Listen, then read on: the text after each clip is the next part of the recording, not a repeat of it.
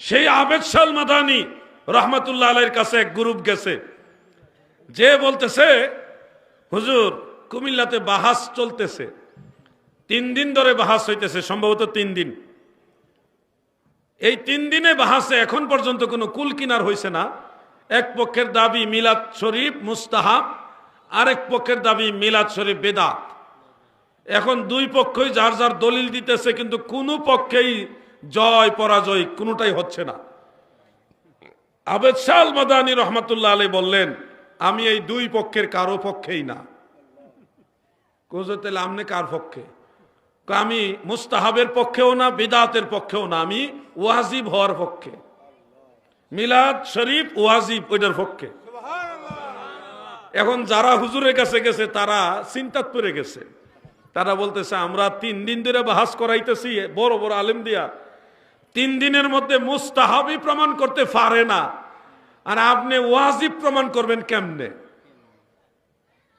আমি যেমনে প্রমাণ করার হেমনি করবো, আমি গেলে আমি ওয়াজিবের পক্ষে, এই দুই গ্রুপের কারো পক্ষে আমি না। তখন হুজুরে লয়ে গেছে, আওলাদ রসুল ওখানে গেলেন।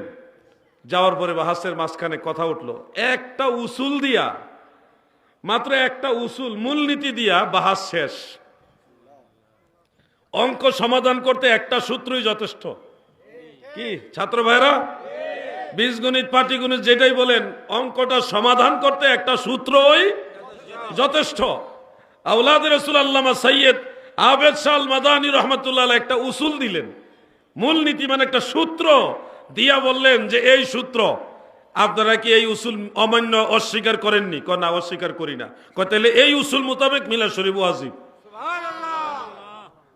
উসুলটা কি জানেননি? উসুলটা হইল, যারা মুফতি সাহেব তারা এগুলি পড়ছেন, বড় আলেম যারা, অন্যরা এগুলি বুঝতেন না, না বুঝলেও কিছু হয়তো বুঝবেন। ইস্তেমালুন নাস হুজ্জাতুন ইয়াজিবু আমালু বিহা, যারা বুঝার তারা বুঝে ফেলেছেন। ইস্তেমালুন নাস হুজ্জাতুন ইয়াজিবু আমালু বিহা, অর্থাৎ ফতোয়া শামী এবং ফতোয়া বাহরুর রাইকের মধ্যে আছে এই উসুল মোতাবেক বলখ শহরের আলেমরা ঈদের নামাজের পরে তারা তাকবীরে তাশরিক বলতো, আল্লাহু আকবার আল্লাহু আকবার, লা ইলাহা ইল্লাল্লাহু আল্লাহু আকবার আল্লাহু আকবার লিল্লাহিল হামদ। শুনছেন নি? না না, তাকবীরে তাশরিকটা বলতেন ওনারা ঈদের নামাজের পরে। কিন্তু সুন্নাহর মধ্যে, হাদিস শরীফে সুন্নতের মধ্যে ঈদের নামাজের পরপরই তাকবীরে তাশরিক বলার কোনো নিয়ম নাই।